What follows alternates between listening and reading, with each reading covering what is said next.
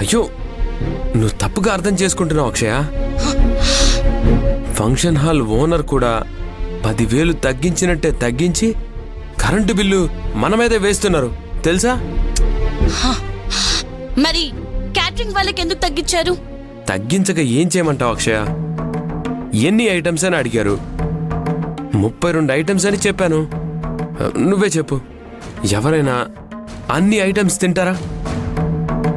అందుకే కొన్ని ఐటమ్స్ తగ్గించమని చెప్పి మిగిలిన డబ్బు వెనక్కి తెచ్చి మావయ్యకి ఇచ్చేద్దాం అనుకున్నాను.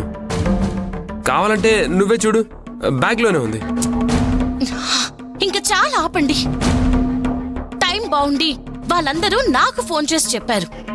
అదే మా నాన్నకి ఫోన్ చేసి చెప్పుంటే. ఇలా చూడండి, మా నాన్న కోరుకున్నట్టే మన పెళ్లి జరగాలి. లేదంటే మీరు వద్దు, మీ సంబంధం వద్దని చెప్పి నా పని నేను చూసుకుంటాను. అక్షయ, ఇప్పుడు ఏమైందని అలా మాట్లాడుతున్నావు? ఏం కాలేదు.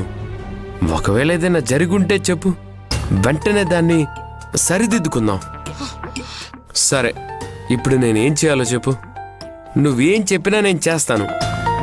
ఎవరెవరితో అయితే బేరమాడి డబ్బులు తగ్గించారో వాళ్ళందరికీ ఆ డబ్బులు వెనక్కిచ్చేసండి. లేదంటే ఓకే ఓకే ఓకే, నాకు అర్థమైంది. ఆ డబ్బు వాళ్ళకి తిరిగి ఇచ్చేస్తాను. ఓకేనా? ఇచ్చినట్టు వాళ్ళు మళ్ళీ నాకు ఫోన్ చేసి చెప్పాలి. అప్పుడే ఈ పెళ్లి జరుగుతుంది.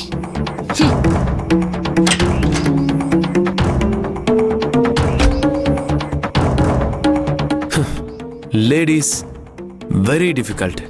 వదినా, వదినా, కాఫీ తీసుకోండి.